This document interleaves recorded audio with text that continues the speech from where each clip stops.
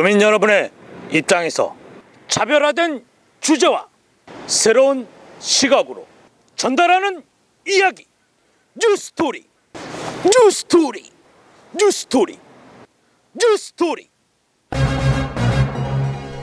지난주에 이어 한인회관 개보수 공사에 관련된 의혹을 집중 해부해보고자 뉴스앤포커스에서 심층 취재하였습니다. 워킹 홀리데이 비자를 통해 매년 4,000명의 한국 젊은이들이 캐나다를 방문하고 있습니다. 취업과 스펙사크라는 힘든 환경에 도전장을 내민 워홀러를 만나 그의 이야기를 들어보았습니다. 쉴 새 없이 오르락내리락하는 부동산 시장. 2014년 밴쿠버 부동산 시장 전망을 송기영 리얼터에게 들어보았습니다. 시청자 여러분 안녕하십니까? TV코리아 뉴스토리의 김은성입니다. 1년을 주기로 반복되는 사계절의 순환과 우리의 삶은 닮은 점이 많아 보입니다. 희로애락으로 가득한 우리의 삶도 순환되는 것 같습니다.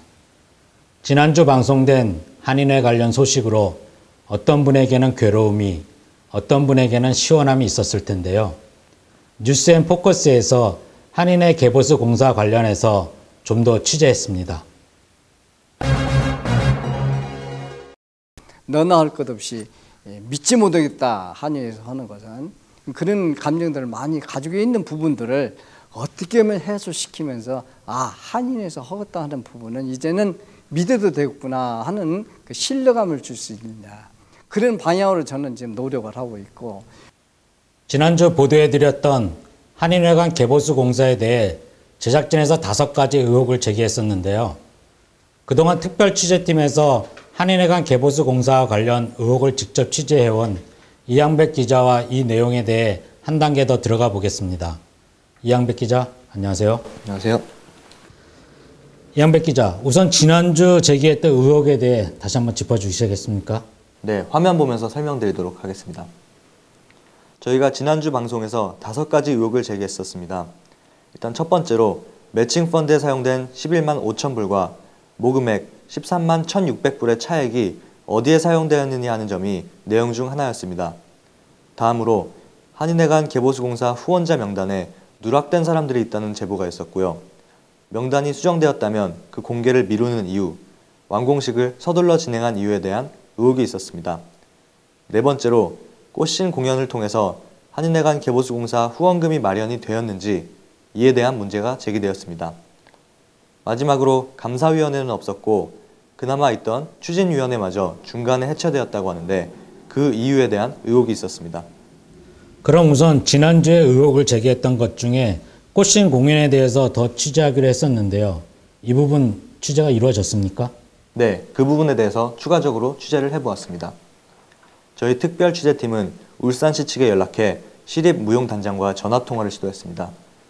현 울산 시립무용단장은 작년 밴쿠버에서 꽃신 공연을 할 당시 항공료, 숙박비, 식비 등 모든 비용을 울산시 측에서 지원하였다고 전했습니다. 이 부분에 대해 다시 한번 관계자에게 확인을 했지만 밴쿠버 한인회로부터 지원받은 것은 없는 것으로 파악되었습니다. 저희들 먹고 자고 이동하는 경비, 그다음에 항공료 앞에 하나 이동하는 경비까지 저희들이 다 지불하고 갔습니다. 이용훈 회장이 TV코리아의 한 프로그램에서 이야기한 바로는 티켓 가격이 20불로 책정이 되었고 이 중 10불은 공연 비용으로, 나머지 10불은 개보수 공사를 위해 쓰여진다고 인터뷰한 내용이 있습니다. 울산시 무용단 공연은 아까 저희들이 취지와 맞게 거기에서 발생되는 수익금 전체를 단 한 푼도 쓰지 않고 기금으로 내놓겠다는 그런 각오로 지금 진행을 하고 있습니다. 그래서 이제 저희가 좀 안타깝게 생각하는 것은 퀸 엘리자베스장이 자그마치 3,000석입니다. 그래서 저희가 티켓을 3,000매를 발행을 했어요. 저희가 이제 전 교민을 대상으로 해가지고 참여를 유도하기 위해서 20불로 티켓을 판매를 하겠다고 그러니까 깜짝 놀라면서 못 오게 하는 겁니다.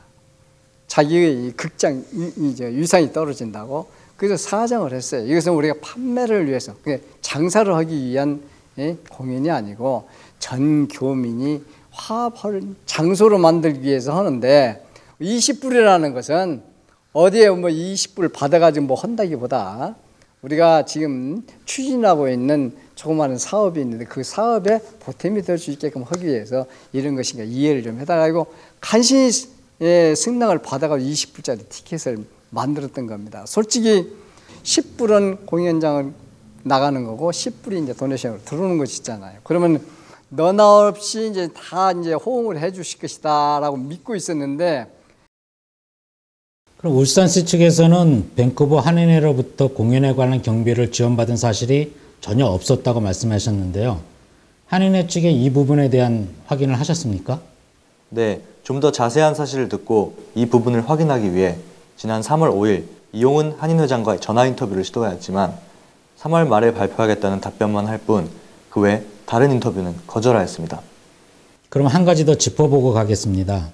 언론에 발표된 후원자 명단을 보면 한인회 측에서 6만 불을 개보수 공사 비용으로 내놓았다고 발표했는데요. 실제 이 돈이 한인회의 돈이 아니고 노인회 측에서 준 돈이라고 하는데 이 부분 사실입니까? 네, 저희가 취재한 바에 따르면 이 금액은 말씀하신 것처럼 원래 노인회에 소속된 금액이었습니다. 지난 수년간 노인분들께서 김밥, 비빔밥 판매 등 다양한 대외 활동을 통해서 차곡차곡 모은 금액 6만 불을 노인회가 가지고 있었습니다. 개보수 공사가 시작될 당시 노인회는 이렇게 모아진 돈 6만 불을 한인회 간 개보수 공사의 명목으로 한인회 측에 전달하였습니다. 그 대가로 노인회의 한인회관에 대한 지분은 20%에서 30%로 늘어나게 되었습니다. 그럼 이제 노인회가 한인회에 주었다는 그 6만 불에 대한 논란은 더 이상 없는 겁니까? 사실 이 부분과 관련된 사안이 좀 더 있는데요. 연방정부에서 노인회로 지붕 수리비 2만 5천 불을 지급하였고 노인회는 이 금액을 가지고 지붕 수리를 하게 되었습니다. 그러나 실제 공사 비용이 3만 6,800불이 책정이 되었고 계속해서 비가 새는 지붕을 보고 있을 수 없었던 노인회는 지붕 수리 공사를 진행하였습니다. 그러나 이때는 이미 가지고 있던 6만 불을 한인회 측에 전달한 후였고 이 때문에 지붕 공사 수리비로 11,800불의 부채를 떠안게 되었습니다. 현재 노인회는 부채로 가지고 있던 11,800불의 금액 중 일부를 공사업체에 전달을 한 상태입니다. 다만 아쉬운 점은 노인회가 아직까지 갚아야 할 공사 금액이 남아있으며 이 비용을 충당하기 위해 많은 노력을 하고 있다는 점입니다. 이렇게 노인회는 개보수 공사를 위해 아낌없는 도움을 준 상황이고 이러한 내용들을 저희 취재진과 인터뷰하였습니다. 그럼 한인회 간 개보수 공사를 시작할 당시에는 한인회에서 가지고 있던 금액은 전혀 없었다는 말씀입니까? 네, 초기 한인회 간 개보수 공사가 시작될 당시 한인회 측에서 가지고 있던 금액이 얼마인지 그것은 저희로서는 알 방법이 없습니다. 다만 연방정부로부터 받을 수 있는 매칭 펀드를 통해서 개보수 공사를 진행하려 한 것으로 보입니다.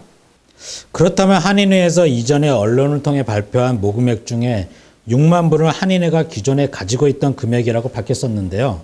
왜 한인회는 이 6만 불에 대한 금액이 노인회로부터 전달되었다는 사실을 알리지 않았던 것일까요? 네, 후원자 명단에 노인회가 기재되지 않은 부분에 대해서는 이미 현 한인회장과 이야기가 끝난 부분이며 문제가 없다고 노인회 측은 전화를 통해 전하였습니다. 이미 6만 불을 한인회 측에 전달하였고 이에 대해 한인회 간 전체 지분의 10%를 추가로 확보해 현재 한인회 간의 총 30%의 지분을 노인회가 가지고 있는 것입니다. 이양백 기자, 오늘 내용에 대해서 간단히 정리해 주시죠. 네, 영상 보면서 한번 정리해 보도록 하겠습니다. 꽃신에서 수익금이 얼마가 나왔는지는 알 수 없는 상황이고 모든 경비는 울산시 측에서 지원을 했다고 합니다.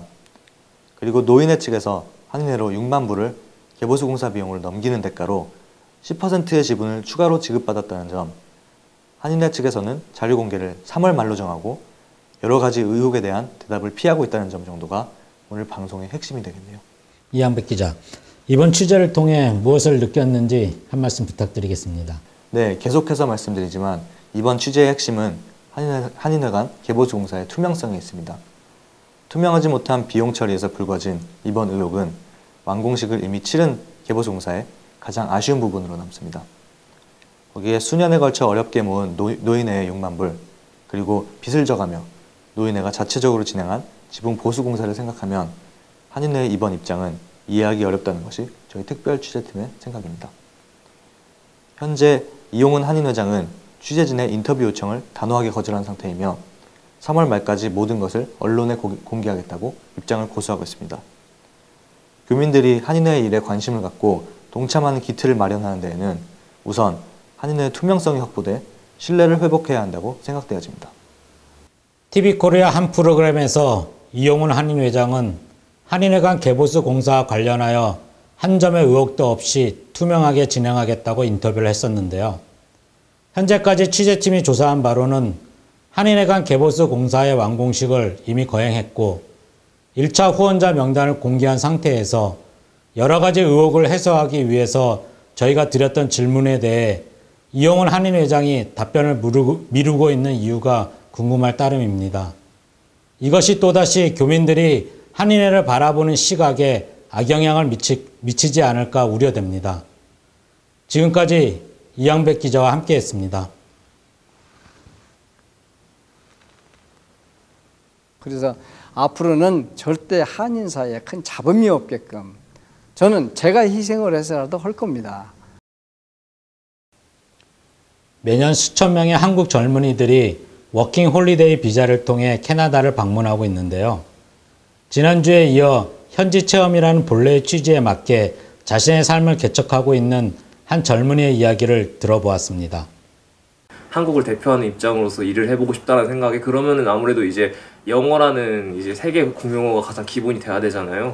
이제 근데 영어 공부를 하다 보면 아무래도 외국어란 특성상 밖에 나와가지고서 그 현지인들과 얘기하면서 접할 수 있는 기회를 가지면서 그 사람들 간의 문화를 배우면서 배워야지 그게 언어가 되는 건데 이제 한국에서는 그럴 기회가 별로 없으니까 제가 처음에 생각한 어학연수였어요. 그런데 이제 좀 집안 환경이 이렇게 제가 좋은 편은 아니거든요. 어학연수 특성상 대부분 다 알다시피 이제 엄청나게 돈이 많이 들어가거든요. 여기 물가도 많이 비싸고 그래가지고 어학연수의 꿈을 좀 접으려고 하는 찰나에 선배 중 한 명이 이제 워킹홀리데이를 추천하더라고요. 밴쿠버 특성상 밴쿠버는 이민자가 엄청나게 많아요. 제가 알기로는 50% 이상이 캐나디언 진짜 여기 현지 출신이 아니라 전부 이민자라고 알고 있거든요. 그러다 보니까 여기 캐나디언 자체도 이민자에 대해서 상당히 너그럽고 익숙해요. 그리고 이민자들의 특유의 악센트형으로 상당히 익숙해요. 그리고 어떻게 대처해야 될지 다들 알아요. 그래서 전 거기에 대해서 아무런 위화감을 못 느꼈었어요. 그래서 저는 걱정 많이 했는데 생각보다 사람들 친절하고 똑같이 대해주고 똑같이 동등하게 대해주고 심지어 뭐 월급 당연히 그런 거 당연히 똑같죠. 직업을 여기서 구하려면은 기본적인 영어는 돼야 돼요. 하다못해 자기소개 정도 할 수 있어야 되고 그리고 여기 면접 보는 내용이 되게 좀 까다로워요. 생각보다 제가 예전에 카밀퓨가 일했었다 그랬잖아요. 되게 아르바이트거든요. 어떻게 보면은 한국에서는 아르바이트 면접 볼 때 막 그런 거밖에 안 물어보잖아요. 언제 일할 수 있냐 그리고 여기 뭐 언제까지 일할 거냐 두 개가 땡이거든요 보통. 근데 여기서는 제가 물어본 질문들이 너 그룹 인터뷰였어요. 이 매니저 한 명이랑 후보자 5명에서 그룹 인터뷰를 봤거든요. 질문 중 하나가 너가 오늘 입고 온 패션에 대해서 얘기하라. 너가 보통 쇼핑을 하는 데 있어서 어떤 물건들을 왜 사는지 말을 해봐라. 그리고 왜 타밀피거 일하고 싶은지 말해봐라. 타밀피거 역사에 대해 말해봐라. 이런 것들을 말하는데 기본적 영어가 돼야죠. 영어가 돼야지 그렇게 해서 면접을 말할 수 있고 그리고 기본적 영어가 돼야지 하다못해 DCRCL도 애들이 막 부탁을 하잖아요. 이것 좀 해달라 저것 좀 해달라. 기본적 영어가 안 되는데 일을 못하죠. 하다못해 그런 일마저도. 일단은 영어 공부죠. 제가 봤을 땐 정말 영어 공부 열심히 해야 돼요. 한국에서 영어 공부를 물론 한국에서 다들 막 그러잖아요. 한국에서 영어 공부 얼마나 해봤자 여기서 써먹겠냐. 그게 다르거든요. 영어 공부를 그만큼 해야지 한 만큼 머릿속에 들어있어야지 여기서 써먹으면서 그게 나와요. 여기서 내가 아는 지식을 내 걸로 만들어가는 장소가 여기서 생각하면은 지식을 늘려가는 장소는 한국이에요. 한국에서 영어 지식을 많이 늘려온 다음에 여기서 써먹는다 생각하시고 그리고 좀 한국 학생들이 이제 여기 오기 전에 저도 좀 걱정을 많이 했었고 무슨 일자리라든지 무슨 집이라든지 뭐 교통 막 이런 거 어떻게 내가 밴쿠버 찾아봐요. 저는 별로 필요 없다고 보거든요. 와가지고 젊잖아요. 직접 부딪히면서 겪어보면은 거짓말 안 하고 자기 학에 나름 2개월 만에 다 적응해요. 다 알아요. 진짜. 그러면서 부딪히면서 막 실제로 현지인들과 물어보고 길 같은 거 물어보고 하면서 실제로 막 한국에서 막 인터넷 같은 거 찾아보고 그런 거보다는 직접 와가지고 느끼고 얻은 정보들이 훨씬 더 많거든요. 다음 소식은 뉴스토리의 깨알 정보를 알려주는 플러스 뉴스 단신 시간입니다. 하루 3끼라는 일반적인 공식에 반기를 든 1인 1식과 1일 5식의 식이요법이 등장했다고 합니다. 하루 한 끼만 먹는 1일 1식의 핵심은 공복력이라고 하는데요. 배가 고플 때 장수 유전자인 시르투인이 활성화돼 노화 속도를 늦추고 당뇨병, 치매, 암 등 각종 질병을 예방하기 때문이라고 합니다. 그러나 그에 따르는 부작용도 간과할 수 없습니다. 1일 1식을 하게 되면 심리적 강박감 때문에 한 끼에 집착할 수 있어서 그만큼 과식, 폭식의 위험이 커지게 된다고 합니다. 반면 1일 5식을 하면 공복감이 적어지고 음식을 제한해야 한다는 스트레스가 줄어 폭식을 예방할 수 있다고 합니다. 전문가들은 1인 1식이든 1일 5식이든 식이요법의 효과를 보려면 적어도 100일간은 꾸준히 실천하는 것이 포인트라고 말합니다. 또한 요요 현상을 막기 위해 반드시 적절한 운동을 병행해야 한다고 조언하고 있습니다.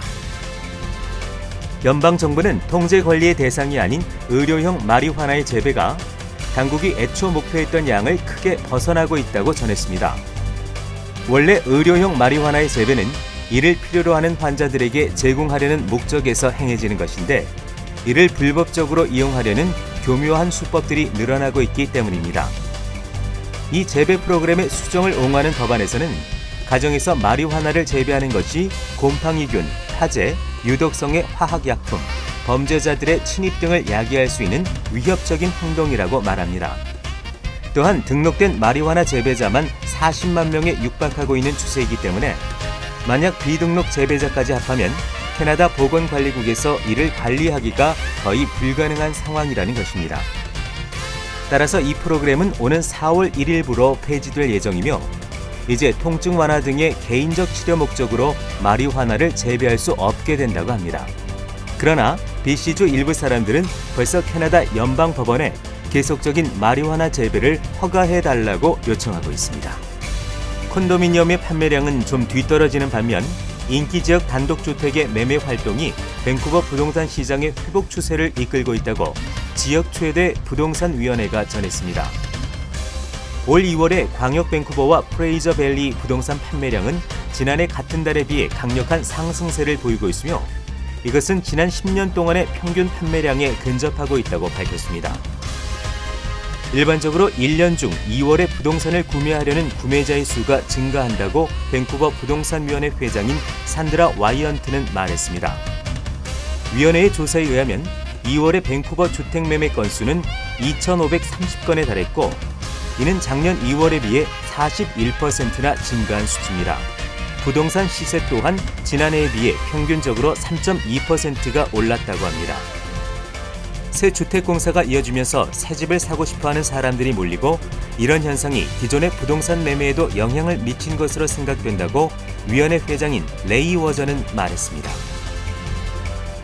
지난 8일 화요일 아침 한 공사장 인부가 자동차의 연료 탱크를 닫지 않은 채 운전하는 바람에 약 20리터의 디젤 연료가 화이트락의 세미아무 베이로 흘러들어갔다고 합니다. 화이트락 시의 기술 운영 책임자 그렉 세인트 루이스에 의하면 재활용품을 실은 트럭을 몰던 한 운전자가 연료를 주입한 후 연료 탱크의 뚜껑을 미처 닫지 않고 차를 운행해 길거리에 약 20리터쯤 되는 양의 기름이 쏟아졌다고 합니다. 그리고 바닥에 흘려진 기름은 다시 비에 씻겨 항구 근처의 세미아무 베이로 유출되었다는 것입니다. 세인트 루이스는 운전자가 운전한 지 1시간 후쯤 자신의 차에서 연료가 새고 있다는 것을 발견해 곧바로 시에 신고했다고 합니다. 또한 그는 환경부가 이번 기름 유출 사태에 대해 보고를 받았으나 경미한 사고라고 여겨 공식 조사위원회를 구성하지는 않았다고 밝혔습니다. 소방서와 시청 그리고 구조대는 가능한 많은 양의 연료를 흡수하게끔 노력하는 한편 파도가 나머지를 쓸어가게 하려는 계획을 세우고 있습니다. 뉴스토리에서는 고용보험 신청 시 어려움을 겪고 계신 분들과 고용보험 신청과 관련 고용주와 분쟁이 있었거나 현재 분쟁 중이신 분들의 사연을 기다립니다. 많은 관심 부탁드립니다. 이 시간은 사회 각계각층의 전문가를 찾아가 조언을 듣는 전문가에게 듣는다 시간입니다. 오늘은 밴쿠버 부동산 시장에 대해 알아보고 집 매매에 대한 조언을 듣기 위해 송기영 리얼터에게 조언을 들어보았습니다. BC주 부동산 협회에서 2014년 부동산 전망을 조심스럽게 내놨는데요. 2014년도 부동산 전망은 2013년과 매우 흡사한 그런 형태를 보일 것으로 서서히 완만한 상승세를 보일 거라는 기대를 하고 있습니다. 전체 거래된 매물의 수량도 약 2013년에 비해서 4.8% 상승할 것으로 예상하고 있고요. 이에 따라서 그 평균 주택 가격에 거래된 주택 가격도 약 1.8% 상승할 것으로 기대하고 있습니다. 가장 중요한 건 어디나 저는 그게 상업용지도 마찬가지지만 로케이션입니다. 로케이션. 그래서 사람들이 선호하는 지역이 있고 그 지역에 주택 가격 집은 한정돼 있고 사람들은 원하고 그런 가격은 올라가게 돼 있는 거죠. 그런 지역은 대체로 학군에 많이 작용을 하게 돼 있고 그 다음에 그 주변의 커뮤니티, 학군이 좋다 보면 그 주변의 커뮤니티가 좋아지게 되고 그런 중에서도 뷰가 있는 집들, 이런 집들에 대해서 꾸준한 수요가 있기 때문에 그런 집들은 가격을 계속 유지하고 있다고 볼 수 있죠. 주택의 가격을 형성하는 데 있어서 커뮤니티는 굉장히 중요합니다. 그래서 일반적으로 그 고급 커뮤니티라고 하는 지역들의 가격들이 대체로 다 높게 나오는데 이는 내가 그곳에서 집을 산다고 해서 그 집이 똑같은 가격대를 받는다고 볼 수는 없어요. 얼마나 내가 그 집에 대해서 관리와 유지를 잘하는 데 따라서 그 가격을 유지하고 있든가 아니면은 오히려 더 낮은 가격을 받게 되는 그런 사례들이 얼마든지 있어요. 그래서 그런 부분들을 조금씩 관리를 잘 하게 되면 집의 가치가 계속 유지될 수 있다고 볼 수 있죠. 코키틀람 지역이 상대적으로 버나비 지역이나 밴쿠버 지역보다 저평가된 대표적인 지역 중에 하나입니다. 버나비 지역만 해도 2002년 밀레니엄 라인이 들었을 때 그때 사실 그 이스트 지역이나 노스 지역은 그렇게 높은 가격이 형성되지 않았어요. 이후에 한 4, 5년 지나면서 일일 생활권이라는 스카이트레인이 들어서고 그 영향을 톡톡히 와가지고 가격이 많이 상승된 것 사실이에요.